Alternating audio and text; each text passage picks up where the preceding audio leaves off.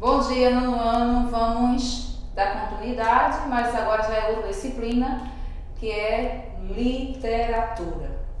Peguem a apostila de trovadorismo, nós vamos dar continuidade não à apostila, porque a apostila já foi trabalhada, certo? Nós vamos dar continuidade ao contexto histórico do trovadorismo, dar uma revisão, vamos dizer isso, porque hoje nós vamos ter mais atividades em relação ao trovadorismo. Trovadorismo, você já sabe que foi o primeiro movimento literário baseado na música e na poesia no século XI ao século XII, na Idade Média, divididos em cantigas. Vamos lá, Ana Carolina Cabral, como era o nome das cantigas? Cantigas líricas e cantigas satíricas. Não é satíricas não, tá, gente? Satíricas. Divididas as cantigas líricas em amor e de amigo, as satíricas escárnio e maldizer. Nós vamos trabalhar o contexto histórico. Então aqui eu coloquei um mapeamento para vocês entenderem melhor. Tem trovadorismo na Idade Média, durou toda a Idade Média, para ser bem claro com vocês. E esse período é no sistema feudal, que acredito que vocês já estudaram isso muito claro, muito lógico, com a nossa querida e maravilhosa professora Micaela Joyce, que é a nossa professora de História.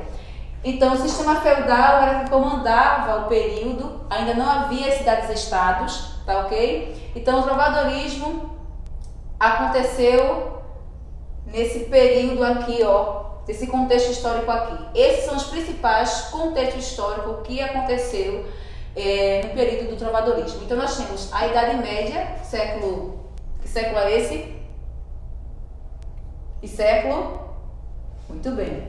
Feudalismo, o feudalismo estava ligado com a economia, o teocentrismo ligado com a igreja, as cruzadas ligadas com as guerras e as pestes negras ligadas com a doença. A Idade Média está toda voltada para aquele período em que não havia escola. Não havia escola. A gente começa a lembrar da escola escolástica que eu falei na aula anterior. Não havia escola como a escola normal, do dia a dia, do contexto, professor, aluno, aluno, professor. Quem tinha acesso à leitura eram os nobres, como já havia falado anteriormente. Então, foi nascer uma primeira escola literária onde não se dava atenção à sala de aula como é hoje em dia. Então, falamos que é uma escola porque se havia poesia, se havia poemas, mas tudo isso era através da música. Vocês vão ter uma imagem que vai retratar melhor, que era através da harpa e da lira. Os músicos utilizavam a harpa e a lira, que era o instrumento, vamos dizer assim, o instrumento auge do momento da época. E esses dois instrumentos eram utilizados para os trovadores fazer os seus jograis, os seus trovaus, como a gente fala, ok? O feudalismo mexeu com a economia, porque estamos lidando com o sistema feudal, onde existia o feudo, o senhor do feudo, e uma parte de trabalhadores que não era valorizado, que não tivesse terra não tinha vez, vocês já sabem isso, a gente já deu essa aula. E o teocentrismo, que está a igreja no comando central, no poder, comandando tudo. É claro, havia o rei, nós vamos ver depois na pirâmide, aqui coloquei a pirâmide para ficar mais claro para vocês, mas a igreja ela tinha um poder muito grande, ela utilizava muito Deus como meio para conseguir adquirir o que elas queriam. Então, o teocentrismo, Deus no centro, não era como hoje, não era Deus como livre-arbítrio, era um Deus que oprimia, era um Deus que divergia, você não tinha livre-arbítrio. Então a igreja, ela não é a igreja de hoje, a igreja era voltada economicamente, politicamente, movida ao poder, ao dinheiro. Ela não é o que é hoje. Hoje ela prega Cristo, ela prega Deus da forma real de ser, mas antes não, ela pregava em cima de uma política que era voltada para o seu bem maior, ou seja, ela queria só isso aqui, lucrar nas costas, podemos dizer assim, dos menos favorecidos. Hoje nós temos nossos queridos políticos fazendo isso, né? Mas a igreja tinha esse poder enorme. Então vamos lá. As cruzadas eram as guerras, lembrando que as escolas tinham o seu credenciamento. Então, os filhos dos soldados, eles cresciam para ser soldados, certo? As moças, elas eram adaptadas para ser o quê?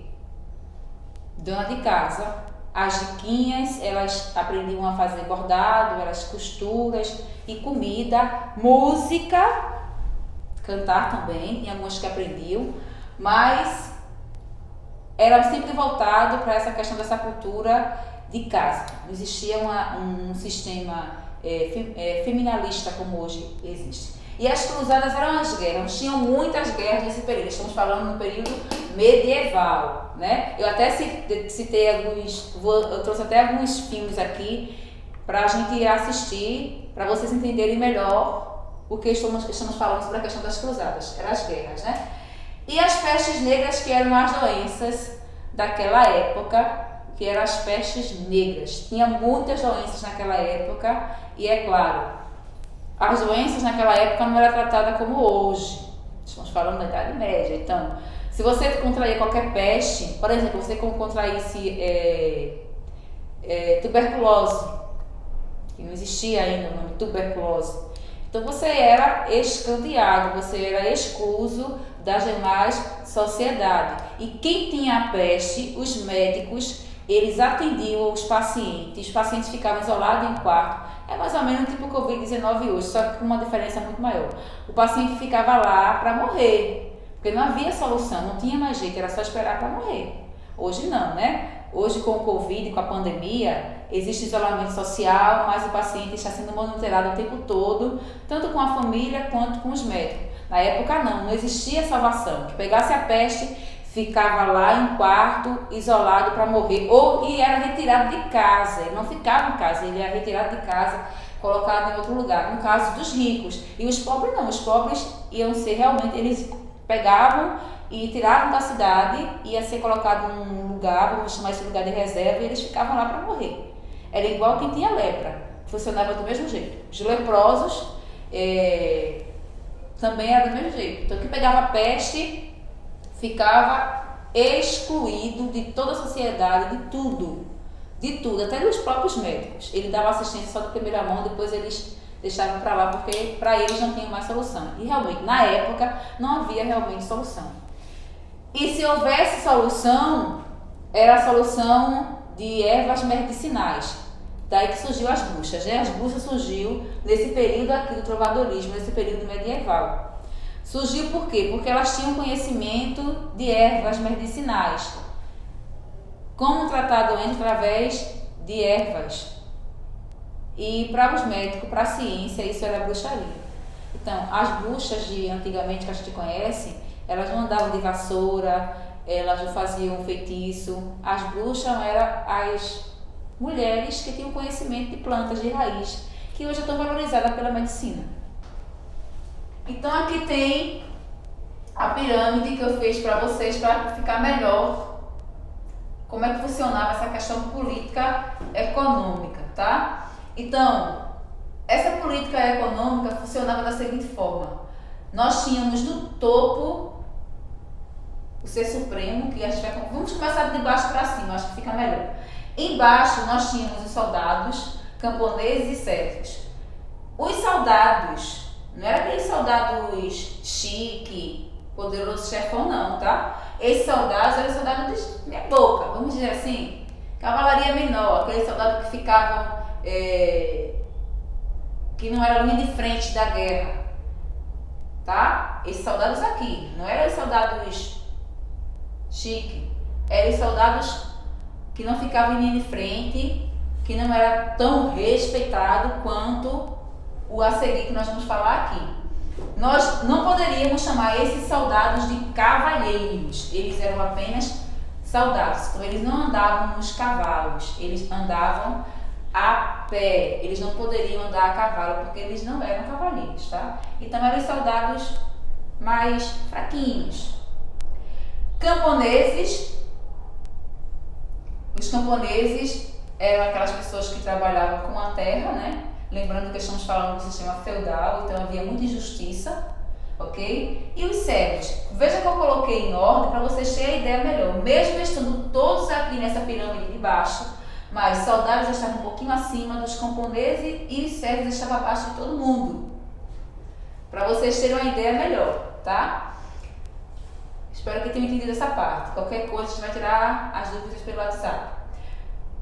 Depois da parte de baixo da pirâmide, nós víamos a terceira parte que ficava os nobres, ficavam os cavalheiros e a igreja. Eu botei a igreja no meio, por quê? Porque a igreja ela permeava tudo isso aqui, tá?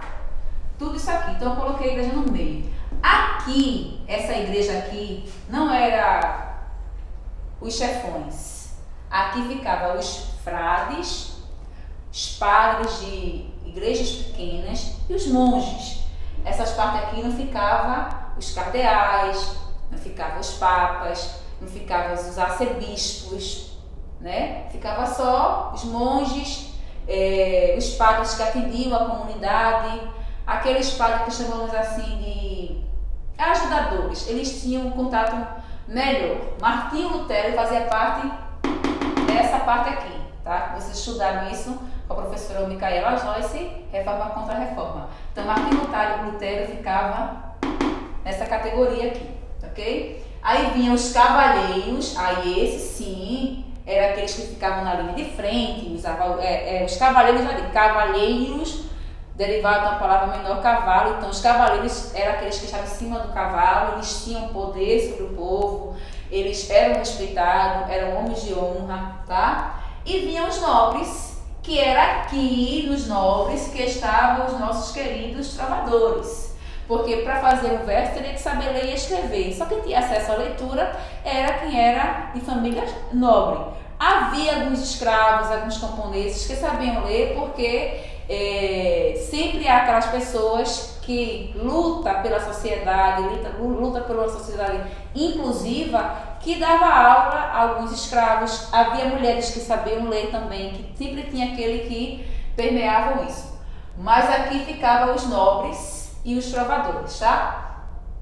Aí aqui, ó, nessa parte aqui, ficava a igreja um pouco mais acima. Aí ficava os cardeais e o topo da igreja, que era o Papa. O Papa, ele tinha um poder imenso sobre tudo isso aqui, inclusive sobre o rei. Mas por que o rei está em cima?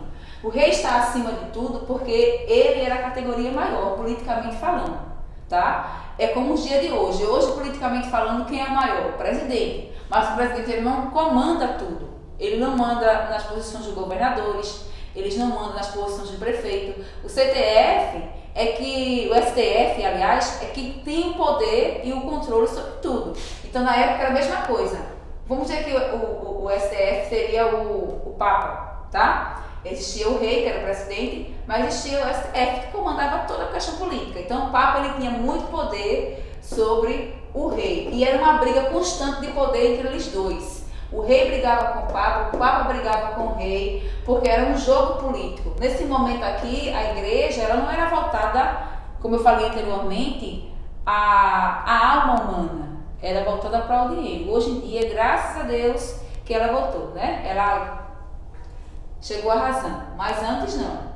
Então, era um jogo político muito grande. Então, aqui ficavam os cardeais, que tinham contato direto com o Papa, e eram os cardeais que tinham acesso aos pequenos, os padres, aos monges, eram os cardeais. Eles não tinham acesso ao Papa, então o intermediário dele eram os cardeais.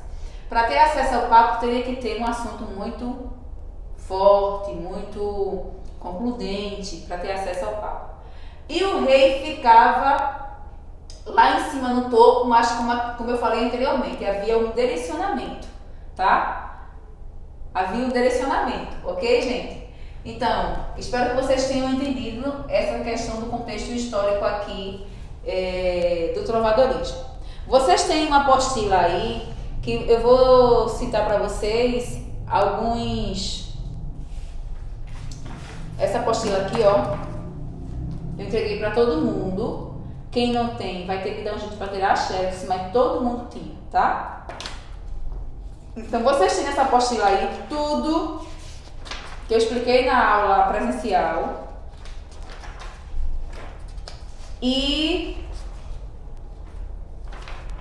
pequenas coisas daqui. Aqui realmente vocês não têm nessa apostila, tá? Depois eu vou colocar um contexto para vocês terem isso aqui escrito. É para vocês colocarem isso aqui no caderno de vocês, porque daí vocês podem apagar esse vídeo para não ficar tumultuando no celular, tá? Vocês colocam isso aqui no caderno de vocês, tá bom?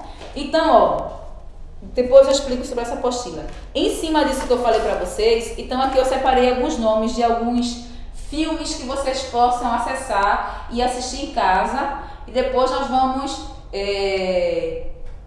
ver junto na próxima aula, tá?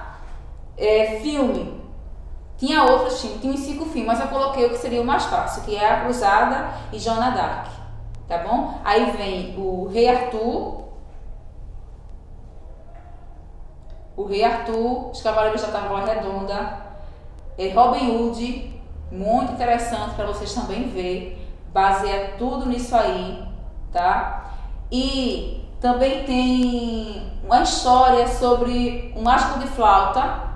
Aqui no colégio eu acho que tem um livro, mas se vocês acessarem na internet vocês vão ter acesso. O mágico de flauta, aquele mágico de flauta, ele fala sobre a peste bubônica, que é essa peste negra. É bem interessante a história, é uma história infantil, mas ela foi se baseada nessa peste bubônica, que era a peste negra, que era trazida pelos ratos. Então, quando o mágico tocava a flauta, que os ratos saíam na história, isso implicava dizer que a música fazia com que você acalmasse a sua alma. Então, por isso que os trovadores faziam tudo através da música.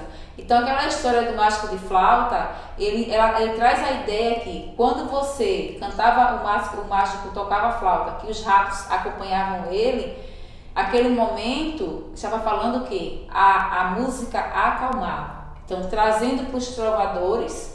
Lembra que eu falei que tudo vinha subjetivo? Nada vinha na real, na clareza, né? Com objetividade, sempre era subjetividade. Então, na realidade, o que ele queria trazer ali era que, a partir do momento que os trovadores começavam a tocar as suas poesias, seus versos líricos, seus jograis, né? Os trovadores de cavalarias, eles estavam dando alegria na alma, a alma ficava mais leve, mesmo nesse momento difícil, porque vamos lembrar que o momento que surgiu o trovadorismo, estava numa situação muito difícil, a Europa estava passando por um problema muito complicado, estava passando por tudo isso aqui politicamente falando, ainda veio a peste negra trazendo uma doença, ainda tinha essa guerra política e tinha o pobre dos servos, que era a massa, como sempre é, classe menor, sempre é a maioria, sofrendo com todo o resto da pirâmide. Então, era uma situação difícil, tá bom? Então, assim, Joana d'Arc é interessante porque ela também participou da Guerra de 100 Anos. Então, você que estudou história, que já estudou um pouco da Guerra de 100 Anos, você vai ter Joana d'Arc também para ver o livro e entender um pouquinho da Guerra de 100 Anos, ok? Então, esses são os filmes que eu trouxe para vocês e nós vamos assistir, vamos ter atividades em cima desse filme, em cima dessa logística, tá bom? Então, vocês vão pegar a apostila de vocês e eu vou ditar algumas perguntas e vocês irão escrever no caderno de vocês, ok? Primeira pergunta, poderia ter mandado em PDF? Poderia, mas eu vou ditar para vocês escreverem no caderno, porque em PDF vocês vão escrever só a resposta. Como é uma aula normal, se fosse na sala de aula, eu iria editar do mesmo jeito que vocês sabem que eu dito, até para melhorar a escrita de vocês.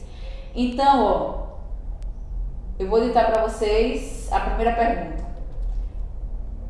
O que foi o trovadorismo e como aconteceu o primeiro contexto histórico do trovadorismo, o primeiro impacto do trovadorismo, o que foi o trovadorismo e como aconteceu o primeiro impacto histórico do trovadorismo, tá bom?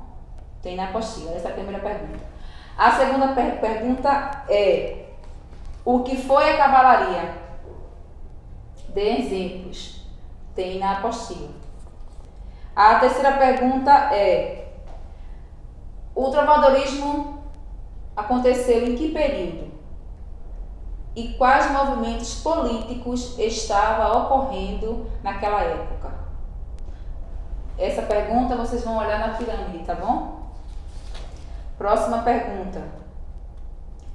Explica a relação de suzerânia e vassalagem.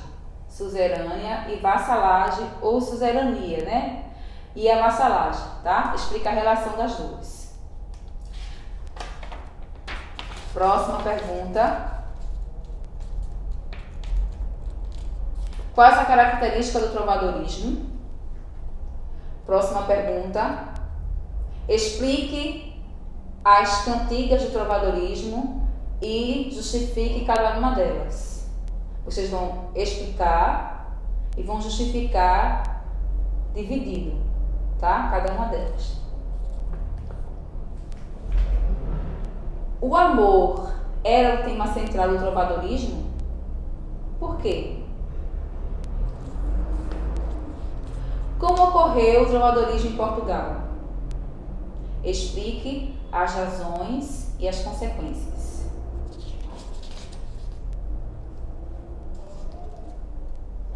Quem foi Dom Afonso I Henriques? Quem foi esse?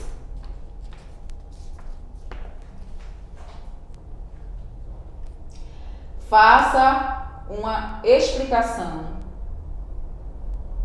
por meio de síntese, no mínimo 15 linhas, falando sobre autores e obras do trovadorismo, ok? Essas são as atividades que vocês irão fazer e mandar a foto para mim no privado, no WhatsApp, ok? No decorrer da aula. Pronto. Essa é a nossa aula de vídeo. O resto nós vamos nos tratar pelo WhatsApp e nos áudios. Vai ter mais algumas explicações sobre as cantigas nos áudios. Ok, gente? Caiu minha régua, né? Mas normal na sala de aula cai direto, né? Aí por hoje, essa é a nossa segunda aula de vídeo. Tá ok? Próximo agora é sobre os áudios, certo?